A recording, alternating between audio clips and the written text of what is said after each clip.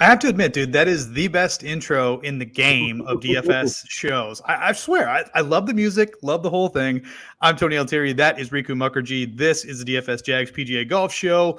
Thank you for tuning in. It's experimental night, Rick. It's the first time we're going live both on Twitter and on YouTube. So if you're joining us for the first time and you're on Twitter and you see us, make sure that you go over to YouTube, you give us a like, a follow, and subscribe to the Nickel City Mafia channel. It goes a long way in helping us promote the show and keep giving out this wonderful content for absolutely free. Right, Rick? Yep. That's what we're here for, to give out free content. I just checked my Twitter page. It looks like it's up and running and looks good. So I hope if you guys are out there watching on Twitter for the first time, hope you enjoyed the show. Eyeballs here tonight. We do this every week. We talk about the previous week's tournament. We kind of recap it, and then we talk about this upcoming week's tournament from a betting and DFS perspective. So if anyone's new to the stream, please go to Nickel City Mafia and YouTube and subscribe to our channel. We're trying to grow it. Hopefully we can hit 1,000 subscribers by the end of the year. That'd be fun. But right now we're at about 500. So, subscribe, enjoy our content, and listen to us two guys yap about golf. Yeah, because we're good at posting stuff out there. We're not good at picking outright winners thus far this year. Again, we came close, had some close calls, but ultimately neither you or I had Billy Horschel. But it wasn't a very popular pick. Horschel had been playing okay. He was coming off of a missed cut, and typically, in our space on Twitter, all over, basically social media, whenever a guy's hot, he kind of catches steam within the industry. You see people posting tickets, but not a lot of outright winners there on Billy Ho this week.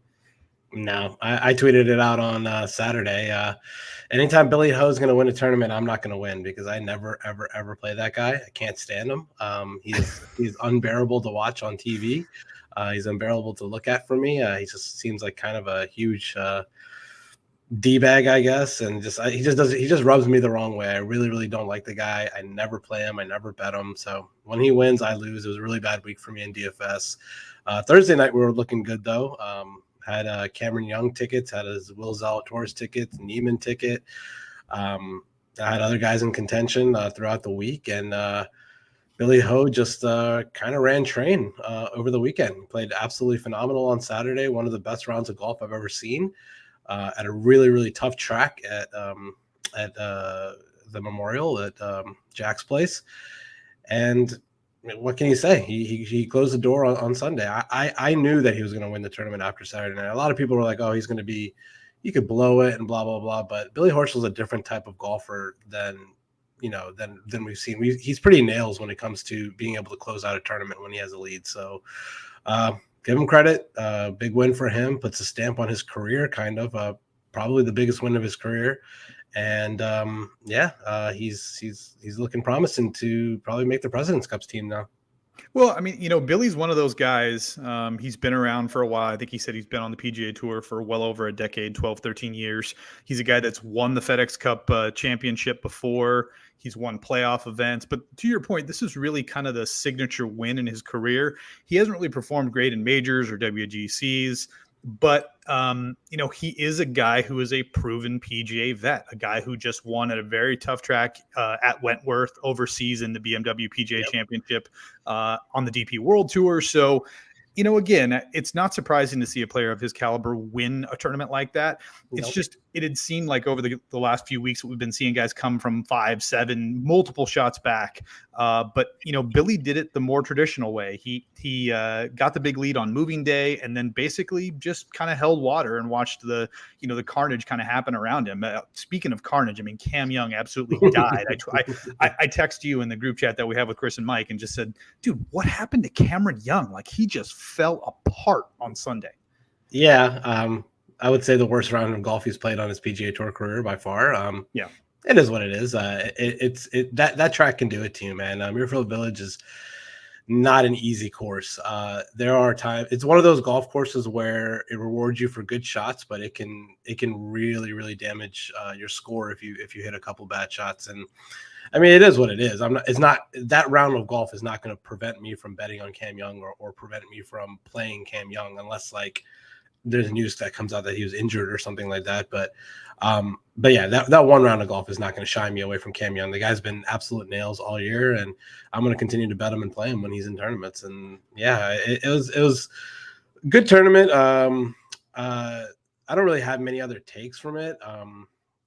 I guess Aaron Wise, good tournament for him. Neiman, another good tournament for him. A lot of good showings from guys that we like on this show.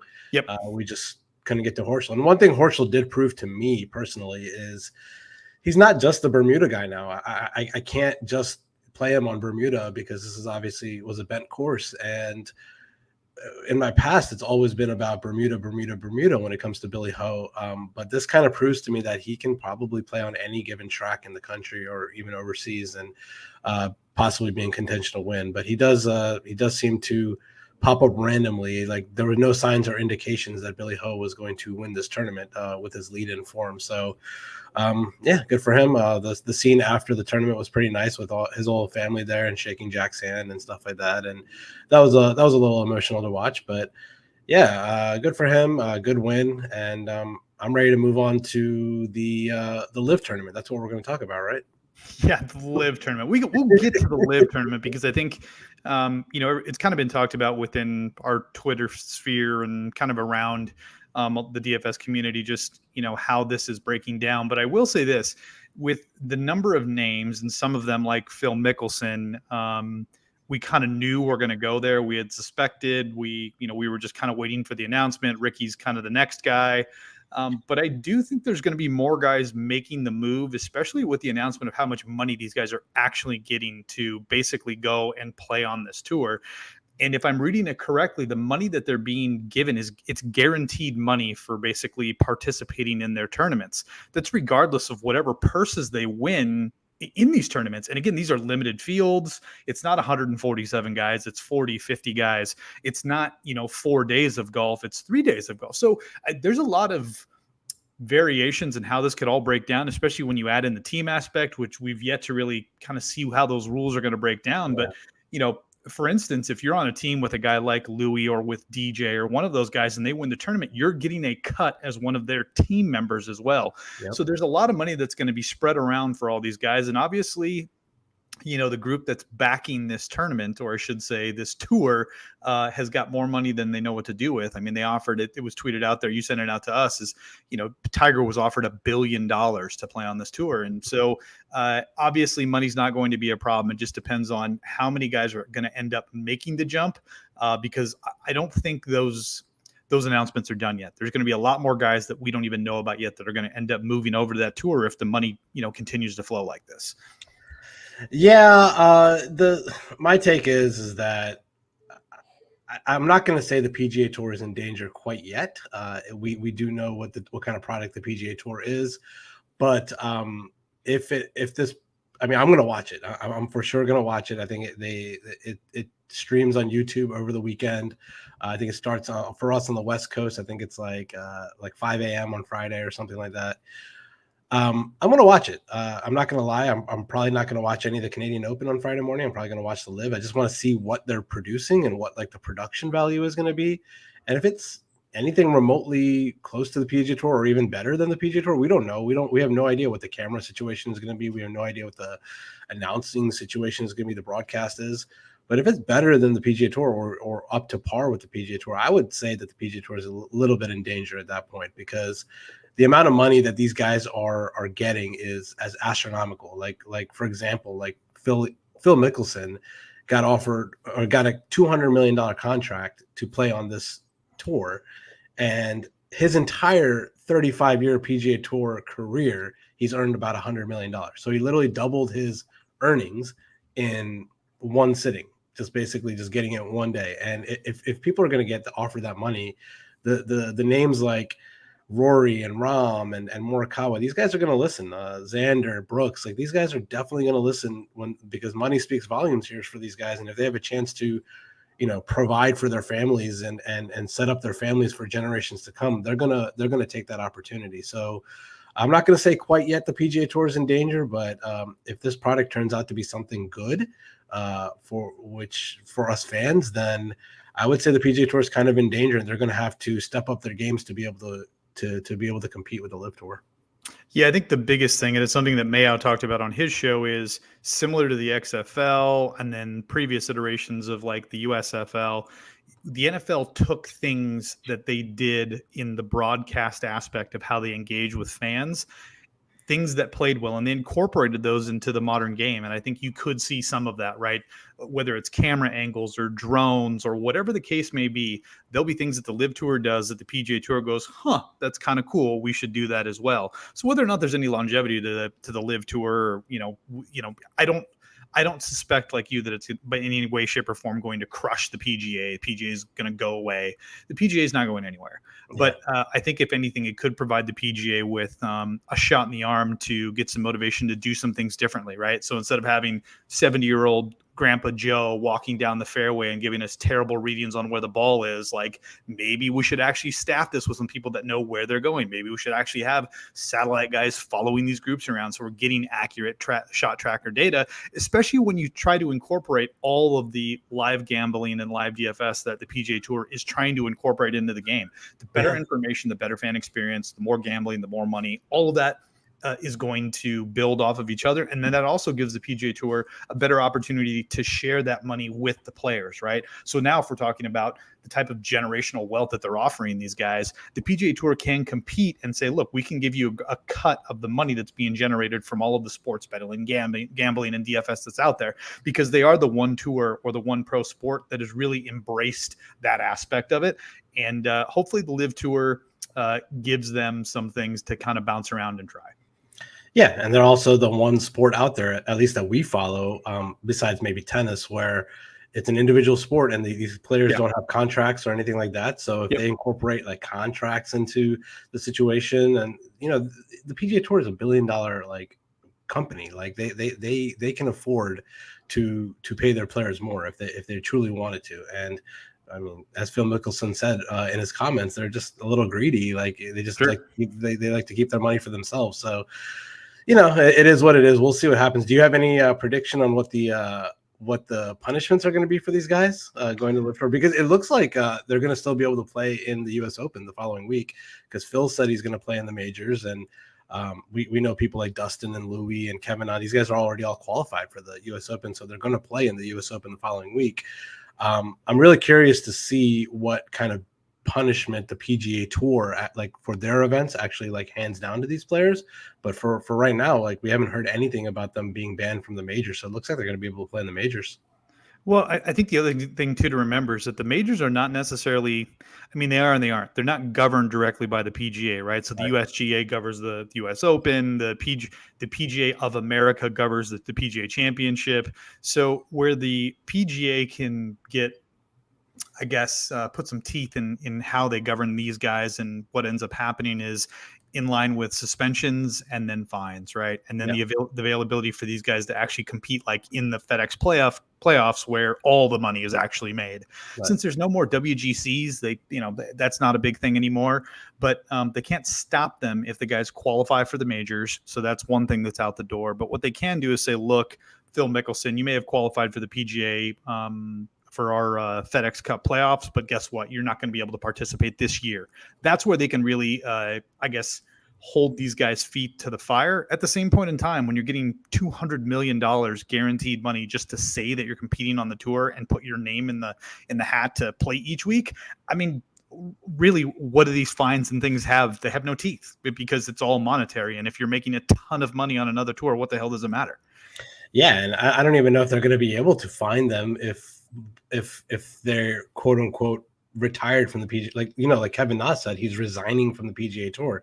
Can you actually fine a guy that's resigned from the PGA Tour? I don't think you can. Like, I don't even think you can suspend Kevin Na because he's not he like basically turned his card in. He turned his PGA Tour card in. So, I don't know. We'll see. It's going to be an interesting couple weeks over the next week, especially to see what the U.S. Open, what their governing body's response is to these people playing in the Live Tour this week. But that's not what we're here for. I mean, we've talked enough about the Live Tour. We're here to talk about the RBC Canadian Open this week. So I'm going to let you take the lead on that. Well, great segue. Let's jump right into it. St. George Golf Club and Country, I should say St. George Golf and Country Club. It's a par 70, basically 7,100 yards. It's a mix of bent and POA. You'll hear POA tossed out there a bunch of times, but it's not the West Coast POA that we have out here in California that people are very familiar with at Torrey Pines. It's completely different. And this POA is actually a bent that's overseeded with East Coast POA. So it's slightly different. The course is basically in the middle of the city of Toronto. Last year's champion was Rory McIlroy, but that was played at a completely different course. Much like the U.S. Open and the PGA Championship, this rotates around at multiple courses during the course of its history. It is the third longest running basically international open behind the British Open and the U.S. Open, I believe. So it's been around a long time. This course is going to set up much like some of the shorter courses that we've seen on tour the last few weeks, where it's going to demand accuracy off the tee. Of course, approach each and every week is important, but you're really going to have to put the ball in good positions and in the fairway in order to capitalize and to score. The reports from around the Twitter sphere, around the golf community, are that the rough is very high and is going to be extremely penal. So finding fairways is going to be key. Expect guys, especially your bombers, to club down, to hit long irons. And again, it's kind of a funky track. The par threes are very, very long. There's 3 par threes that are over 210 yards. So long par 3 game is going to be very important. There's only 2 par 5s. And then the par 4s are kind of bifurcated into 2 big segments, those under 400 yards and those over 450 yards. So guys who are good, guys who can hit a driver very straight and basically put themselves in play on these short par 4s, give themselves scoring opportunities. That is where they're going to make their hay. Scrambling will also be very, very important. And there's really 2 ways to go about this. You put the ball in the fairway, you put an iron in your hand, and you hope you hit greens. Or you do like Bryson has done in multiple tracks, where you just hit it as far down as you possibly can and hope to put a wedge in your hand and hack out of the rough. Realistically, for me, I'm going to be targeting those guys that are more accuracy oriented. And I guess the big thing is the question that I'm asking myself, and I'm asking you as well, Rick, like, where do you think scoring is going to end up? Do you think this is going to be your, 5, 6, 8 under, or do you think this is going to be closer to 15, 16, 20 under? My gut is, just watching the way that they've been set up for the Canadian Opens over the years, that it's not going to be a total grind fest, that it ends up somewhere in that kind of 13 to 15 range. Where do you see things playing out? I think it's going to be tough. I do want to correct you on one thing that you said. This course actually has 3 par 5s. I missed one. And 5 par 3s. So that's how you get to the par 70 here. 4 of the par 3s are over 200 yards. One of the par 3s is pretty short. I think it's like 160 or something like that. Yep. And the par 5s are all reachable in 2. They're all like in the 550 range. So in addition to what you have right here on the screen, I'm also going to add in some par 3 scoring, which is automatically going to end up leading me to HV3 because he's like the best par 3 player in the world. But we'll talk about that in a minute. But yeah, so I definitely think it's going to play a little tough. I think it's going to play a little like the Wells Fargo that we saw at TPC Potomac a few weeks ago, where Max Homa won at, I don't remember what his winning score was, but it wasn't anything astronomical. I think it was in like the 9-10 range. So I think it's going to be around there. I think it's going to be a little bit of a grind, especially with how rough, how penal the rough is going to play this week. So I think it's going to play a little tough. And when a course has 5 par 3s on them, 4 of which are really tough birdie holes, I think it makes the course tough. I mean, we know these pros, they eat par 5s alive and they struggle with par 3s just because of the way the holes are designed. So with 5 of them on the course, I think it could be a little tough. So I definitely agree with everything you said when it comes to accuracy and good drives and all that stuff, long irons, because there's going to be a lot of long irons this week. So I definitely am going to add par 3 scoring into that, especially par 3s over 200 yards. Putting wise, you have bent POA on the screen here. I'm hearing like it's more bent than POA. It seems like a lot of the POA is like out of the greens. I listened to Andy Lack's podcast, and he's a big guy on architecture. And he was saying how most of the POA in these greens is gone. So most of it is bent. So it seems like bent is the way that we're kind of leaning towards here. It's a POA overseed is the way that I've read it, is basically that they're bent grass greens, but they're overseeded with POA. Yeah. Okay. But like you said, it's not West Coast POA. It's more like Yep. the East Coast POA that they have in the Northeast and stuff like that. So, we'll see on that. I looked at it. I don't want to play too much of putting into your model or anything like that, but I did look at the last time this event was at this course, which was back in 2010 with I think the winner was Carl Peterson or whatever his name is. But I was looking at that leaderboard, and a lot of not no names and stuff like that we don't know nowadays. But I did look a little bit into the metrics for that week, since we did have strokes gained data that week, and it looked like a lot of the guys that were at the top of the leaderboard were really good putters. So that tells me that this course does put a little bit of value on putting. So if you're making models out there and stuff like that, you may want to throw in like 5-8% into your model for putting and stuff like that. So if you're on Fantasy National and you're building a model with mixed conditions and stuff like that, you may want to throw a little bit of putting, so because it does seem like putting is important at this course, especially on bent or POA surfaces. So that's my take. And to answer your original question, I think the winning score is going to be in like the -10 to -12 range. Yeah, so I think that does place a little bit of a premium on scoring. You mentioned the aspect of putting. When I built the model out this week, I did incorporate putting for the first time in a while. So like you mentioned, a small percentage on that, single digit. But then also I did put a premium on par 3 scoring, especially because we've got a number of them. You mentioned there are 5 par 3s, but 4 of them are going to be well over 200 yards. So the ability for guys to hit long irons, to be close, and then also scrambling, right? Whether that's around the green or on the course in general, right? This is a parkland, tree-lined, massive undulation course. So the ability for guys to get in and out of trouble, regardless of how accurate they are, I think is also going to be a premium this week. And the field is strong, dude. It's kind of I'd call it a lollipop field. It's really good at the top and then not so good through the middle. Yeah, it's super top heavy, and then it falls off of a cliff. We'll see it when we get into the pricing, but it's really, really top heavy. Yeah, well, let's jump right into the top of the board. We've got 6 players above $10,000, from Scotty Scheffler to Sam Burns. You can make a case for every one of these guys. Probably the only guy that you're not going to get a ton of steam off this week is maybe Cam Smith, because of the way that he ended last week. He kind of fell apart on the weekend. Everything left him. The ball striking had kind of carried him the week before, and through Saturday and Sunday, he could do nothing except chip things in. Dude, his driver on the weekend was awful. He needed me to go out there and drive the ball for him, because he literally could not drive the ball. Like, he couldn't hit the side of a barn with his driver all weekend, and it ruined his weekend. He was the 36 hole. He was a 36 hole leader, right? After Friday, yeah, yep. He was leading after Friday, and then just fell apart with his driver and the rest of his game on the weekend. So yeah, you're right. You're right. He is the only person in this range that's not garnering any steam, at least early on a Monday, as far as ownership goes. Yeah, it's interesting. We're getting a pretty massive bump in Shane Lowry, obviously Sam Burns as well, coming off of the win 2 weeks ago. It feels like Scotty Scheffler, again, we say this almost every damn week, like he is a forgotten man at the top of the board. It's different than Jon Rahm. I think when we see Rahm at the top of boards, we tend to say, okay, is it a Rahm week or is it not a Rahm week? Right. And it feels like Scotty Scheffler's game travels well everywhere, but with the names around him, JT and McIlroy, and then, of course, the 2 darlings that I just mentioned in Lowry and Burns, it feels like no one's going to play Scotty Scheffler. Yeah, I think I agree with what you're saying. I think the reasoning for that is because when you see Scotty Scheffler's name next to Justin Thomas and Rory McIlroy, and he's priced higher than them, like, I think like the general public just don't feel like he belongs in that class, even though he really does. Absolutely does.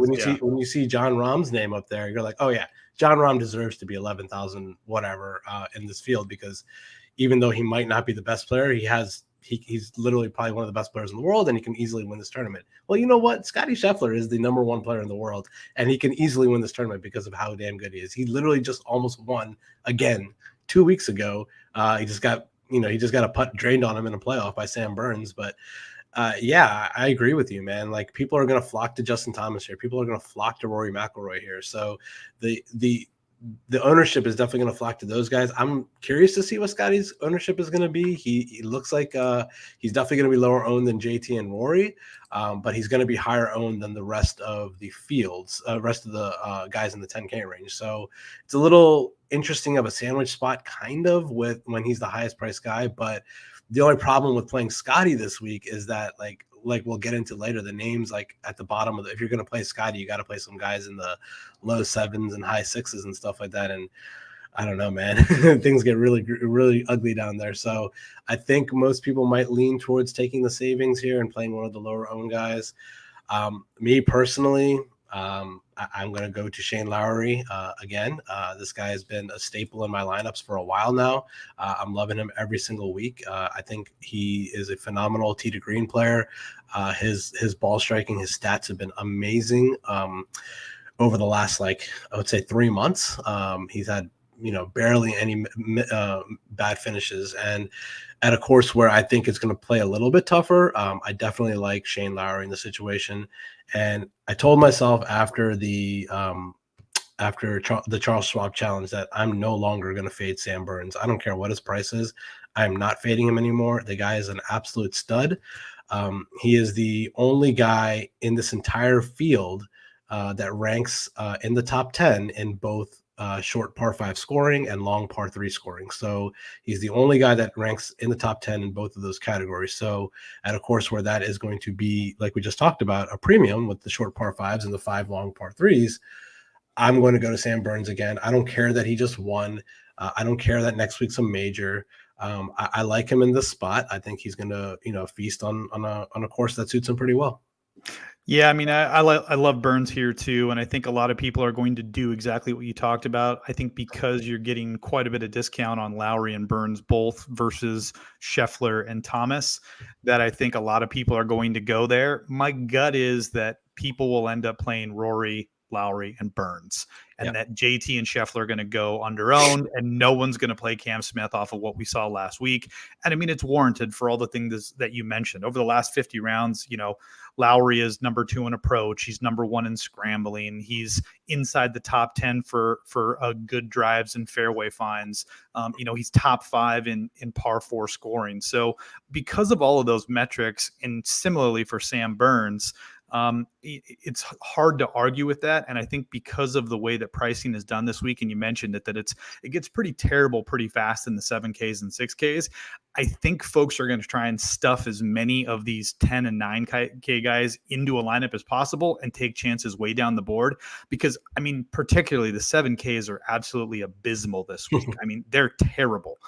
So it'll be interesting. The 8Ks are bad as well. So I have a sneaking suspicion that folks are going to try and jam like 2 10K guys and a 9K guy, or, Lowry and Burns, and try and sneak somebody in there in the high 7s and then a bunch of 6K guys in. So I think people are going to end up going heavy stars and scrubs versus balanced, because like we talked about, the middle of this really doesn't have a lot of meat this week.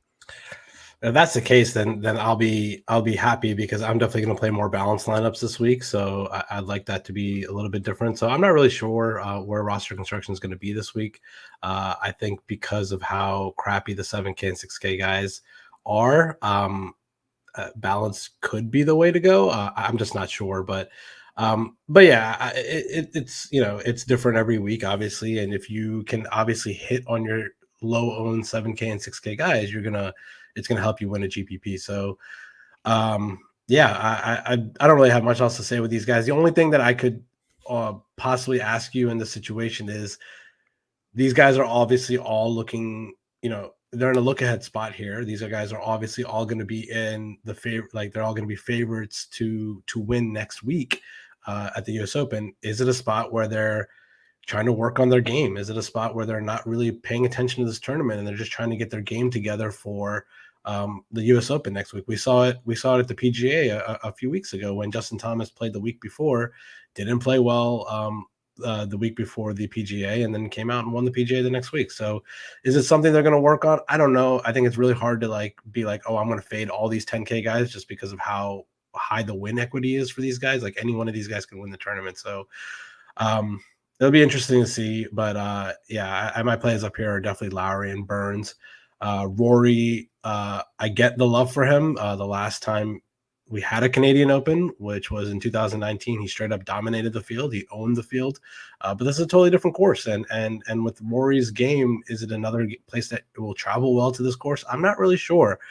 The thing with Rory for me is that he comes out and he plays well, but he only seems like he's playing like 2 good rounds a week or something like that. And his winning upside is just not there right now. He hasn't won in a really long time. So I don't know what I'm going to do with Rory this week. I might just end up fading him because he's probably going to be the highest owned guy in this range. But I would not be surprised if he came out and, ran train on this field because of how dominant he is on these Canadian tracks. Yeah, for me, it may seem contrarian, but I think I'm going to go back to Cam Smith. I just think it's one of those opportunities where it's a buy low opportunity at a place where, his driver is really probably the worst club in his bag from a consistency standpoint. And if you can take that out of his hands on half of the par fours and give him an opportunity to hit, hybrid or 3-wood and put the ball in the fairway, his ability to scramble, his ability to get up and down. I mean, even when he was playing terrible over the weekend, he was still, like we said, chipping things in, hitting 30-foot putts. Like, that's just how he does it. So, I think this is an opportunity where if Cam Smith's going to be, 7-8% owned, I think that's probably a spot where I jump in and I'm overweight versus the field on him. So I'll have some Cam Smith, and then I love Burns this week. I just do. He's playing great. He's proven, much like the comments that you made about Horschel being a Bermuda guy and transition a guy who can win anywhere. We saw Burns make that leap. I really like him in this spot too. So for me, it's Cam Smith and Burns, and for you in here, it's Lowry, Burns, and not Rory though. Not Rory. If I was going to go anywhere, it would probably be that, just like you, that pivot to Cam Smith just because of the ownership. But yeah, I mean, you can't go wrong with Scotty, but I think the Scotty build makes your lineup's really weak at the bottom. So it'll be tough to get there to Scotty for me. So I think I'm going to favor the guys in the lower part of this 10K range more than the upper part of the 10K range. Dropping down into the 9Ks, we mentioned the pricing gets pretty bad pretty quick. I mean, Chris Kirk, Keith Mitchell, Sebastian Munoz are kind of perennial 7K guys, and here they are in the $9,000 range. HV3, $9,700. But again, sprinkled in here, we've got guys like Fitzpatrick, who I think is going to be a very popular play this week, especially given the course setup. Tony Finau, who's been playing much better. The irons are back. The driver is back. He's got 2 top 5 finishes in his last 4 tournaments. Adam Hadwin, who is, him and Corey Connors are probably the 2 likely best competitors from Canada competing for their national championship. Chris Kirk, perfect setup for him. A lot of names here, a lot to like, Rick. Where do you see ownership pooling, and who are the guys that you're kind of targeting in these ranges? Early on a Monday, looks like ownership's pretty spread out here. It looks like, everyone is in the 10 to 15% range except for HV3, which surprises me for the comments that you made, especially about his par 3 game. Yeah, no, it surprises me in the sense that people aren't on him, but it's not surprising because it's really, really tough to click on HV3 at 9,700. Yeah, that price is unbelievable. Why is he priced above Corey Connors? Corey Connors is a hell of a better golfer than him. It just makes no sense. So people are a little scared to click that button. I get it, but I'm just going to straight up say it. I'm all in on Fitz this week, man. I think this course suits him perfectly. And I think last week was just a blip on the radar. I looked at his numbers last week. He gained off the tee. He gained an approach. He gained in tee to green. The guy lost 8 strokes putting last week. And you know what? Matthew Fitzpatrick, if he lost 8 strokes putting, I'm just not going to believe that he's going to do that again. He's one of the best putters in the world. We already know that. We know how good of a short game wizard that he is.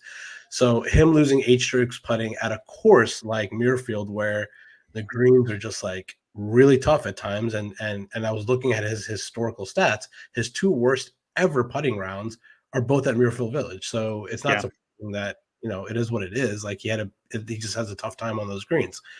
At a course like this, where the greens aren't going to be as tough as Muirfield, I think he's going to go back to his normal putting.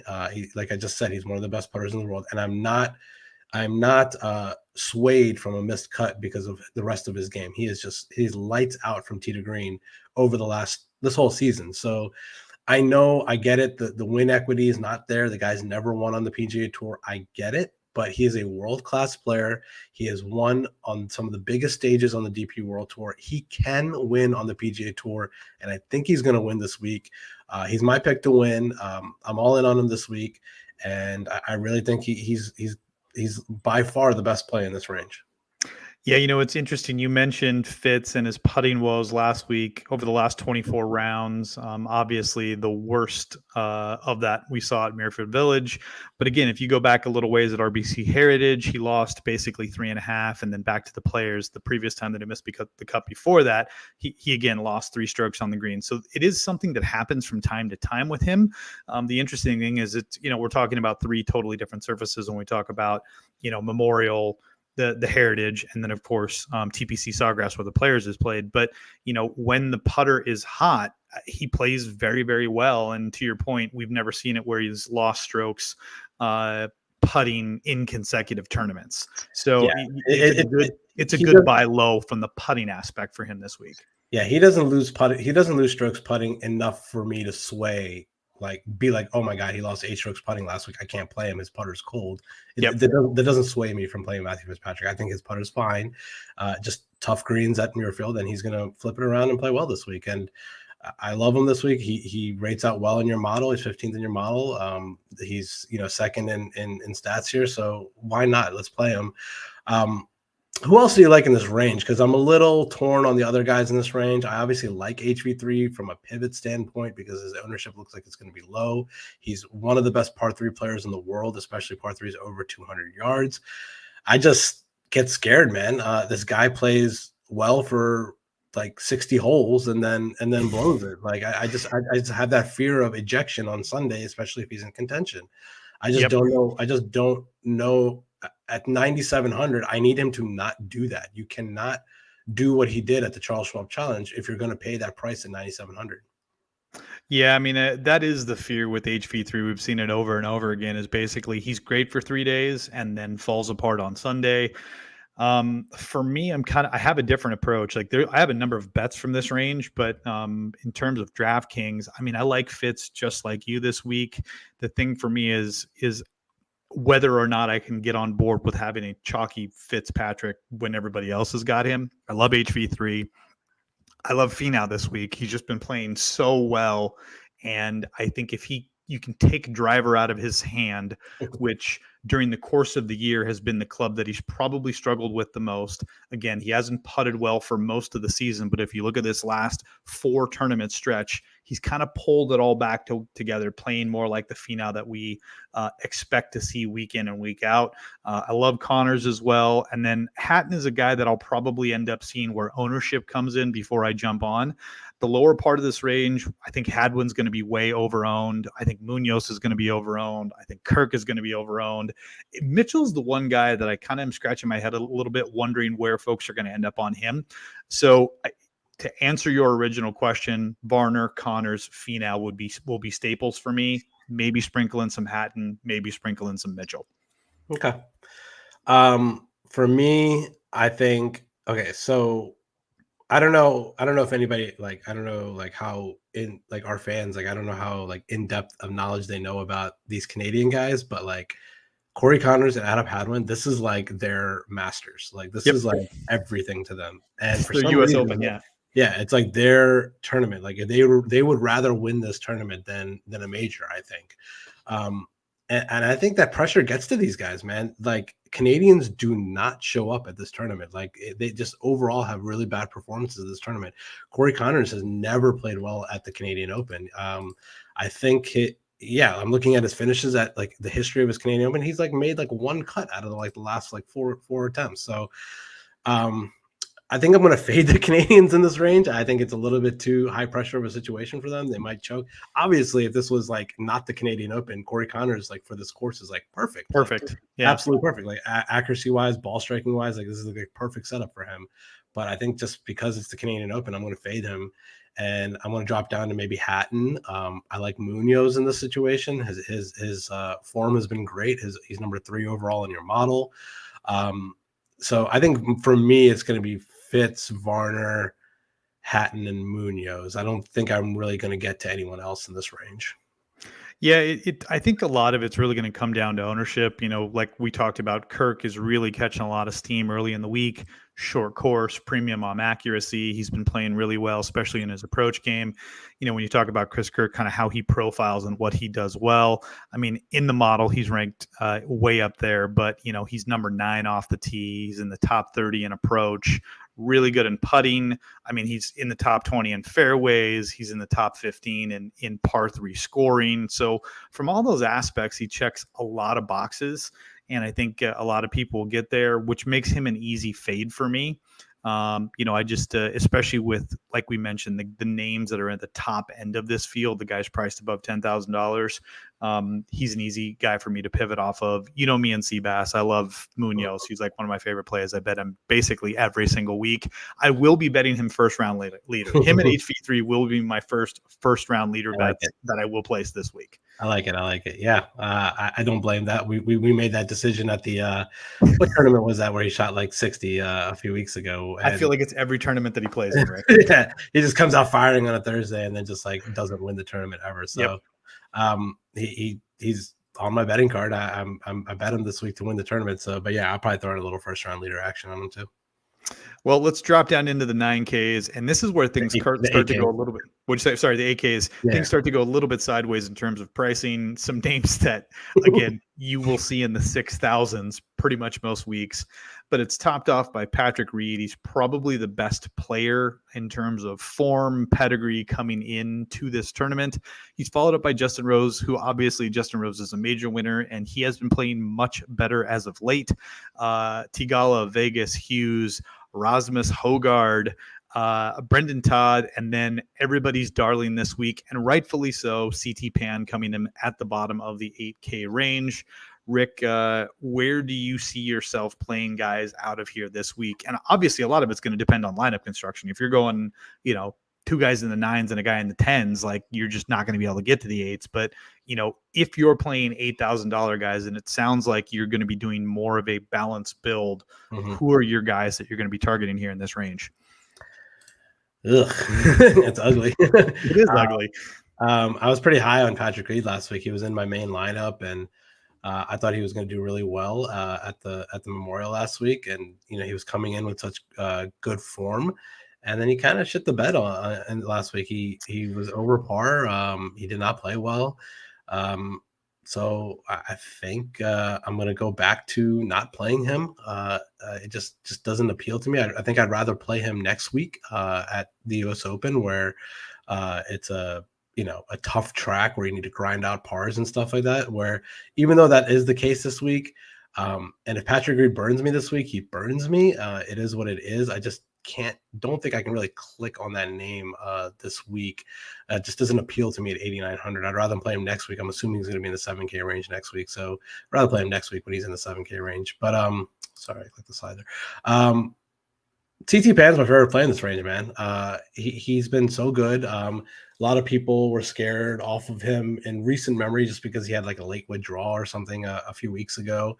I'm not scared by that. The guy's been playing really well. His form is phenomenal. His stats have been really good. His course thrives on accuracy. He's a very, very accurate player. He's a great putter. Definitely like some CT Pan. He's going to be my favorite play in this range. And then besides CT Pan, I think my second favorite play in this range is going to be Johnny Vegas. We know like what Johnny Vegas is. He's the guy that bombs it. He's won 2 Canadian Opens in the past on back-to-back years. Obviously not at this course. That was at Glen Abbey, which is more of a bomber's track. So I get why he did well at those courses, but he did play pretty well last week. I think he gained in all categories. He's really, really good off the tee. So I think he's going to be my second favorite play here. The wild card for me in this range is going to be Rasmus Højgaard. I don't really get the price on him. 8,300 for someone who is really not known at all on the PGA Tour. He's a DP World Tour player that's getting a warm-up event for the US Open next week. He's won multiple times on the DP World Tour, so we know he's a winner. But what is his upside here at the PGA Tour? Can he beat the likes of the guys? Not only can he beat the likes of the guys in his range, but can he beat the guys that are priced above him? Like, I think maybe he can beat the likes of like Varner and Corey Connors maybe, but like I don't think he's good enough to beat the likes of like JT or Scheffler or like whoever over the course of a 4-round tournament. So if you're going to throw a dart here in this range, he is a wild card. He's a good player. Don't get me wrong, but he's definitely going to be low owned. No one's going to click Rasmus Højgaard in this range. So it would be interesting to go a little overweight on him and see what he does. I think I could possibly get there with him. So I think maybe as like a throw a dart, just like a blind, like gut kind of play here. I think I can maybe go to some Højgaard. Yeah, well, the last time we saw Højgaard was, I think, in April back at the Valero. And in that tournament, I mean, the dude crushed it on the greens. He putted phenomenally. That basically carried his week. And what he's known for on the DP World Tour is really being an unbelievable talent off the tee. And he did gain off the tee, but, I mean, it wasn't like it was a dominating performance. So, we really don't know what we're going to get from him. Obviously, we know he can win. He's won multiple times on the European Tour. So he does have a pedigree, but again, that is against European Tour pros. So I don't know. To your point, the pricing is just probably the most mispriced guy in the field this week. Yeah. So it becomes an easy fade for me. The guys that I like here, you mentioned Pan. It's hard not to like him based off of everything, his form, the stats, the course setup, the whole deal. He's been playing great. Brendan Todd is another one that we saw flash here a few weeks ago on a course that demanded accuracy and putting the ball in the fairway. And that's basically what he does. The only thing with Brendan Todd that you have to be careful with is just because you hit fairways doesn't mean you're actually going to gain on the field off the tee, right? If you're hitting the fairways and you're putting the ball out there 260 yards, but then you've still got 200 yards to the green, like that's a bad recipe. So, just because you're hitting fairways doesn't mean you're going to excel at this course. I like the Vegas call. I hadn't really thought about it. I know that he's won Canadian Opens before, but he has been playing much better as of late. The guy that I actually like here, and this makes me want to put my finger in my throat, is Justin Rose. Like he's playing much better. Where we've seen him struggle has been off the tee. And again, if you're talking about a course that allows you to basically go down to 3-wood or hit iron or hybrid off the tee, I like that version of Justin Rose. So for me, he's probably the guy that'll end up leaning towards the top of this line. And then it's really a coin flip, and it's going to come down to ownership between Todd and CT Pan. I think Pan is the better play, but I think he's also going to come in at 15 to 18% ownership, and that scares the ever-living crap out of me with CT Pan. So I think Todd and Pan, that'll be a game time decision to me when I get a better look at what pricing and not pricing, but what ownership is going to look like. Yeah. I can see that. I can't click Justin Rose. I just can't. I can't say I blame you. I can't, man. I think if you're going to make me choose right there, I think I'd rather go to Sahith because he played really well last week. He did. He off the tee, he was great.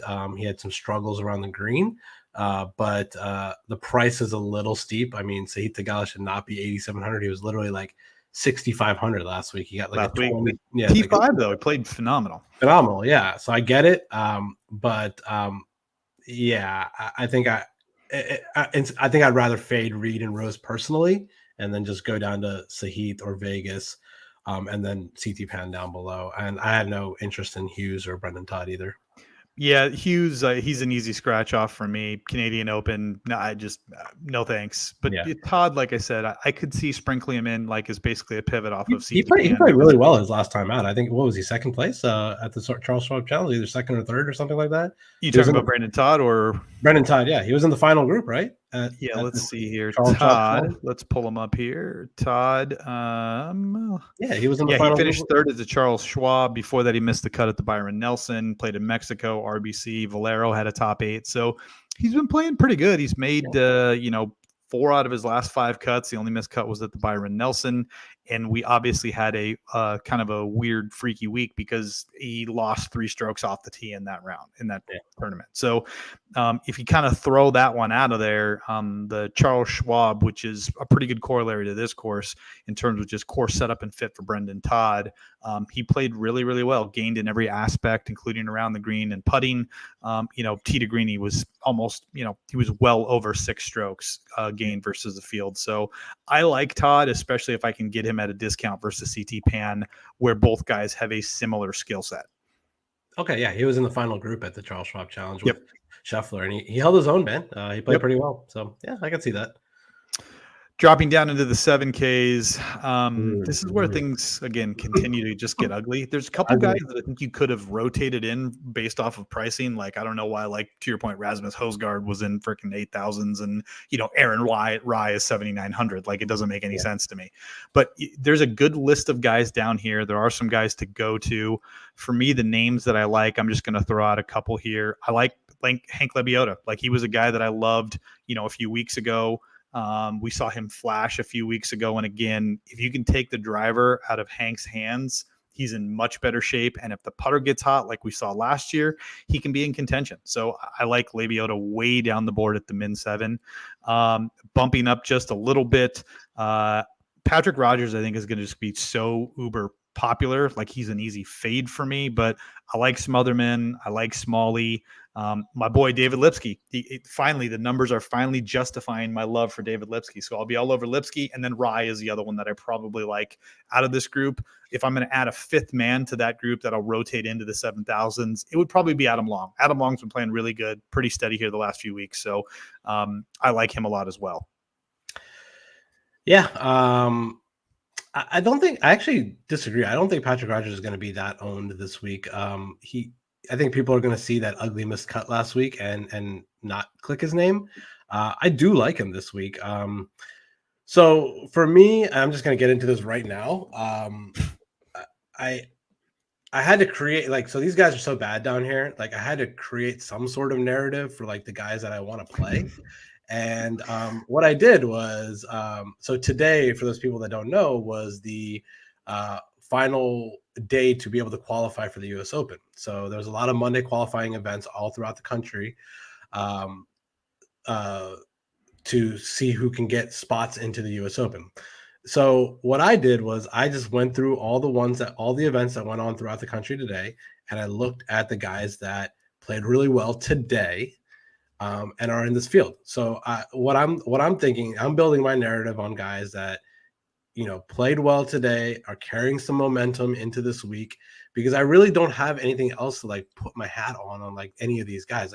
What's the difference between Aaron Rye and Doug Ghim? It's I don't know. There's nothing. There's no way to pick these guys out of a hat, especially at a course that we have no data from. So I'm just gonna list off the names in the 7K range that played really well today and qualified for the U.S. Open and got a Monday qualifying spot into the U.S. Open. So those guys this week are Patrick Rogers. He played really well today. He got a spot into the U.S. Open, 7,700. And then the other 4 guys in this range that did that were Chase Seifert at 7,100, Joseph Bramlett at 7,200, Adam Svensson, who's a Canadian, at 7,100, and your boy Brian Stewart at 7,100. All 5 of these guys played well today, well enough to qualify for the U.S. Open, so they're carrying some momentum into this week. So those are the guys that I'm going to be clicking my names on. So outside of those guys, it's just picking names that I had. I mean, I can go to Nick Taylor. He's a Canadian, even though I'm trying to fade Canadians here. He played pretty well a couple weeks ago before he imploded, so I could see clicking on that name. JJ Spawn a few weeks ago, coming off of a win before a major, before the PGA, I could see clicking his name. David Lipsky, I'm on him with you. I like that call. Dropping into the low 7s there. Like I said, Bramlett, Svensson, I'll be on those guys.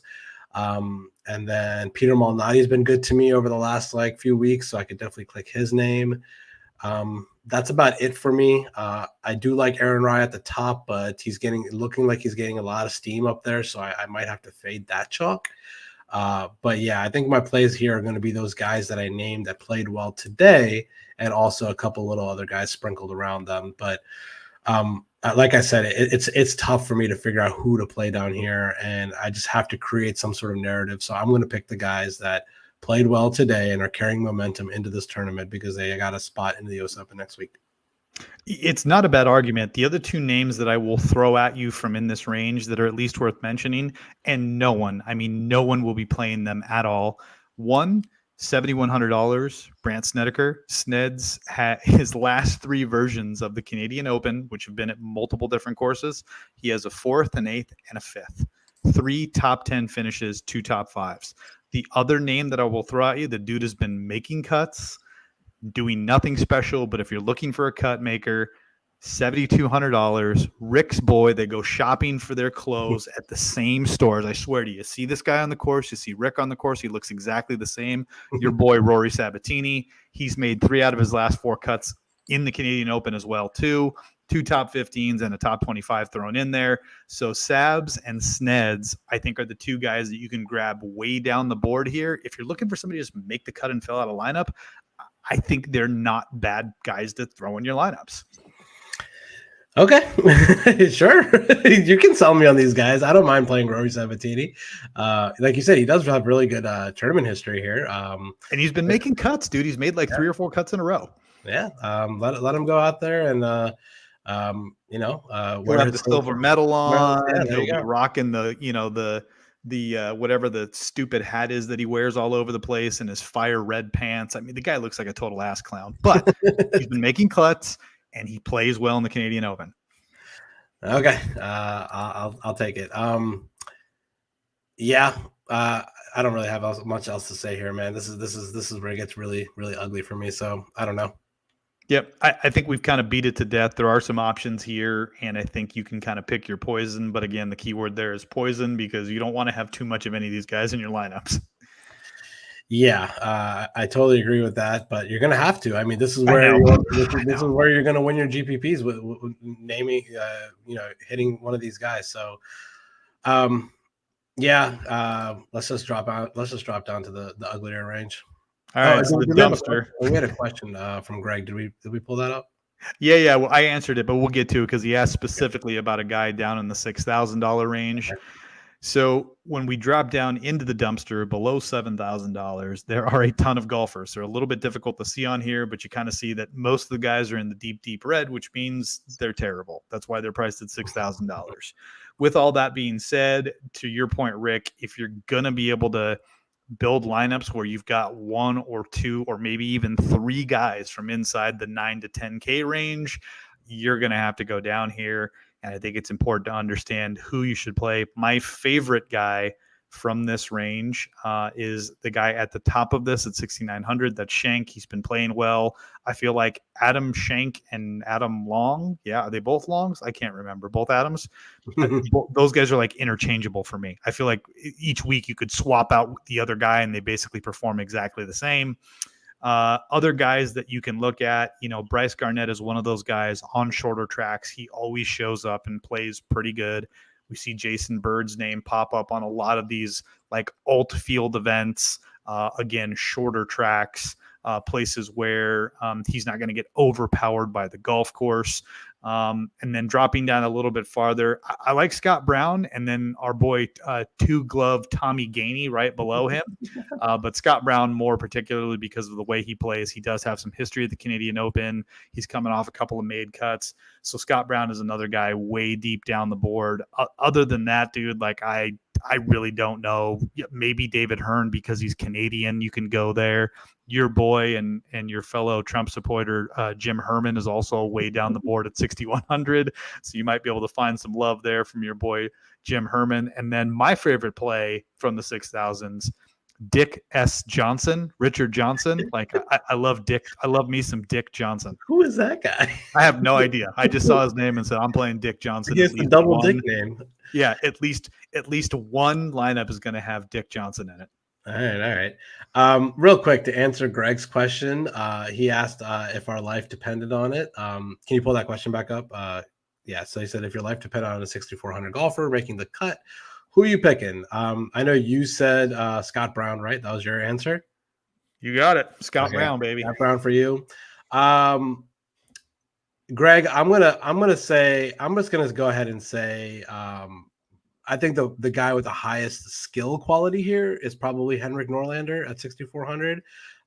We've seen him play well at tough courses before. I think he was second place at Farmers like last year or something like that. So Henrik Norlander, but he's been trash recently, but he's not any more trash than any of the other guys down here. So either him or Roger Sloan, who's a fellow Canadian, I could see playing at 6,400 here. Any of these other names I do not like, but I'll get to one name that I could click on in a second. But I'm with you, man. Adam Schenk at the top is my favorite play.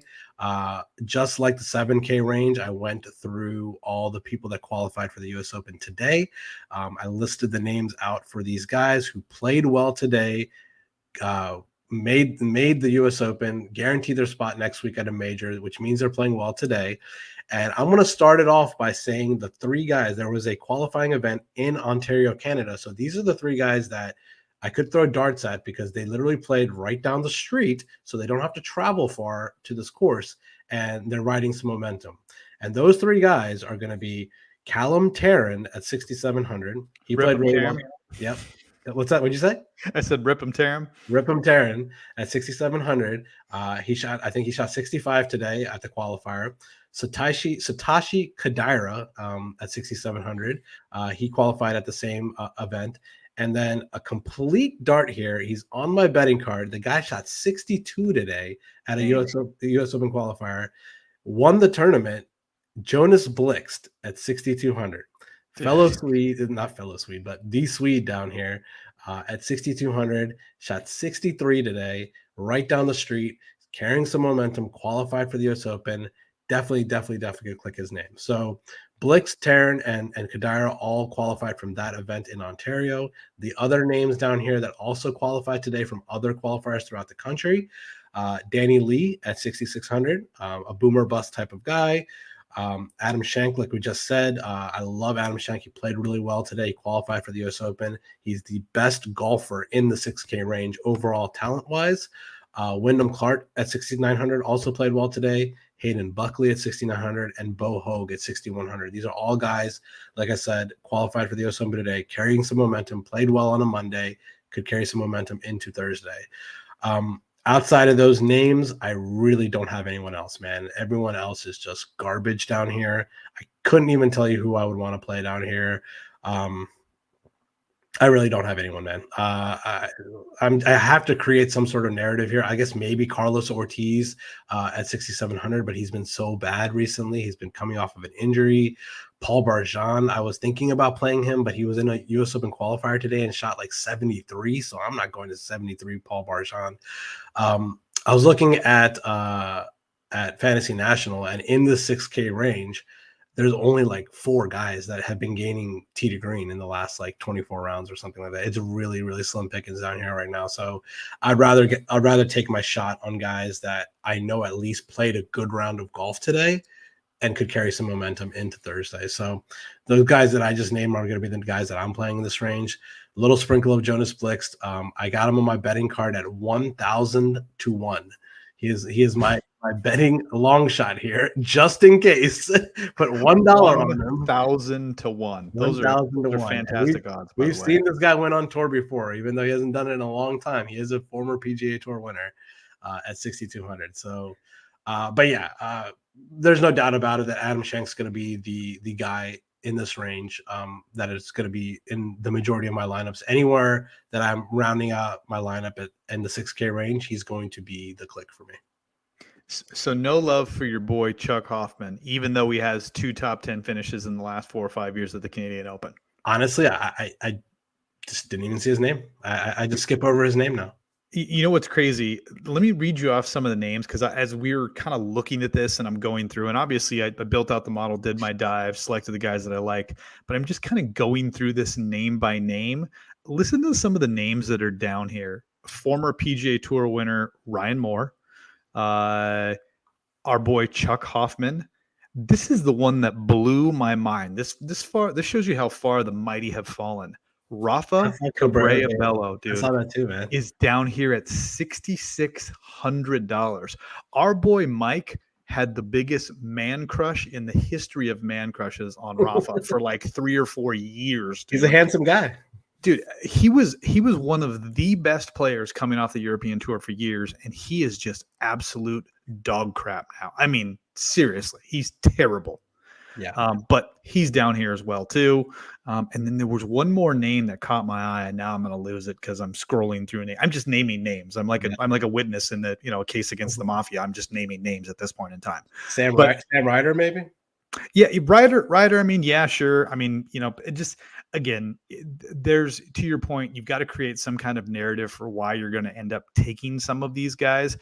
I think I'm going to stick to my guns with Scott Brown and Shank. Like, if you need a guy up top, take Shank, and if you need a guy lower, go to Scott Brown at 6,300, and throw your darts where you need to.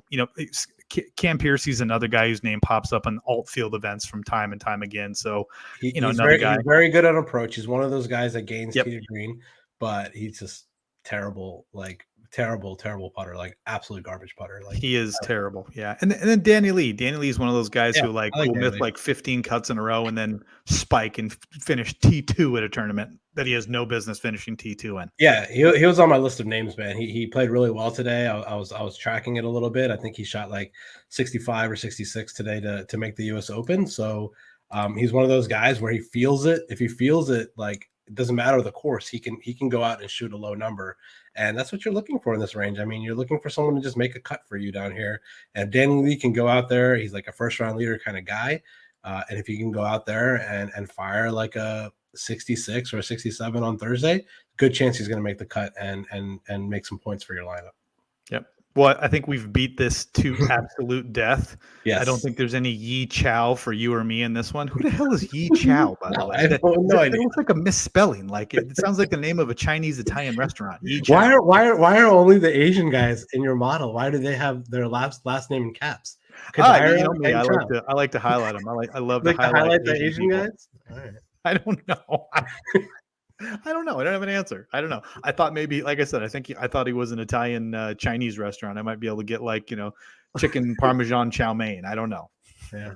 Poor Albin Choi over here. He doesn't get his name. Satoshi Kataira is the same way. Like, go back and look at it. Like randomly Asian guys, their names are in all caps. Yeah. I don't know why Brandon Wu is not, but hey, Satoshi Kataira is. So all right, let's get to our bets.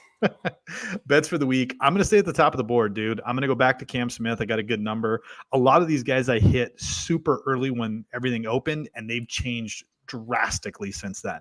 Yeah. So I think you could get better numbers on Varner and Munoz if you hold out later in the week, maybe even Hatton. But I think the other four guys, Finau, Fitz, Lowry, and Smith, their numbers just going to get worse as the week goes on. Smith might be the only guy you might get a little bit better number on because I don't think he's catching a lot of steam. And the only guy I got above 50-1 is Lipsky at 90. And I think that number will probably get much better as the week goes on. I think if you're to bet that on a Wednesday, you'll probably get it closer to like $1.25, maybe even $1.50.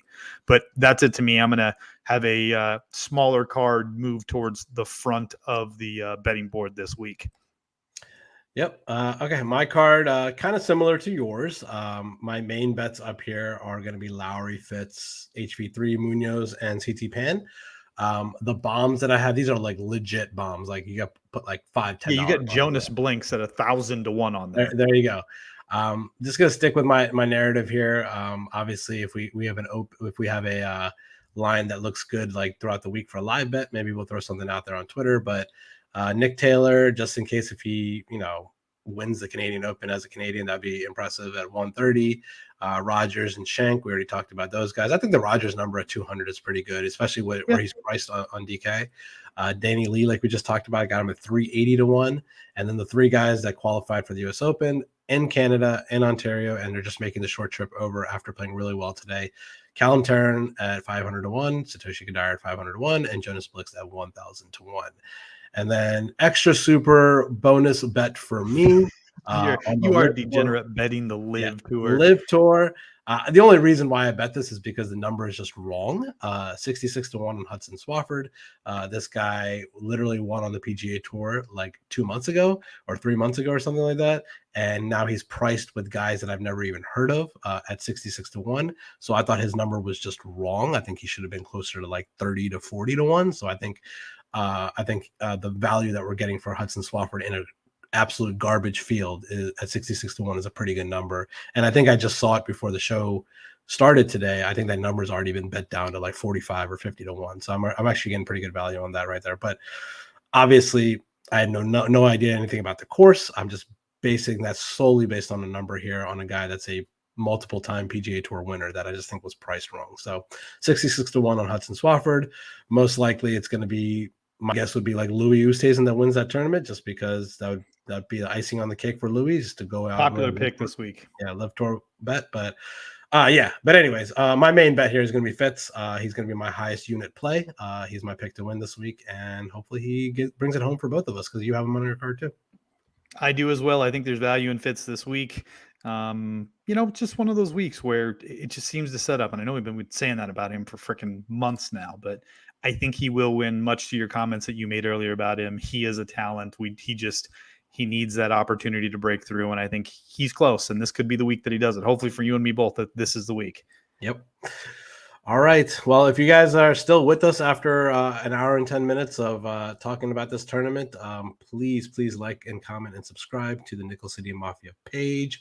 I want to wish my football podcast partner, Chris Caldwell, a very happy birthday today. Happy birthday, Chris. Happy birthday, Chris. Hope you had fun this past weekend in Nashville. His girlfriend, his fiance took him to Nashville for the weekend, so hope you had fun there. And I don't have much else to say this week. We'll be have 2 golf tournaments this week that we'll be paying attention to for me. And next week's the U.S. Open. Almost there. I know, dude. We are on to our 3rd major. It will be another big week. You and I'll be back next week to break down the U.S. Open. Excited about that. And hopefully we catch a little steam, right? We build our bankroll in DFS, hit an outright winner, so we can spend way more money than we should on betting golf at the U.S. Open. But excited. Yeah. Good tournament this week up in Canada. It is an Open. It is a national championship. Everybody good luck. And we will see you next week. Thanks, Rick. See ya.